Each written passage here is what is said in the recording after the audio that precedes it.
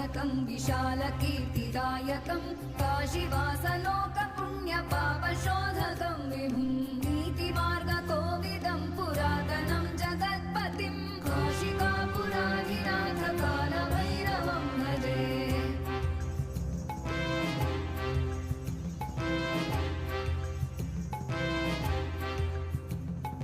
कालभैरवाष्टकं पठन्ति ये मनोहरं ज्ञानमुक्तिसाधनं विचित्रपुण्यवर्धनं शोकमो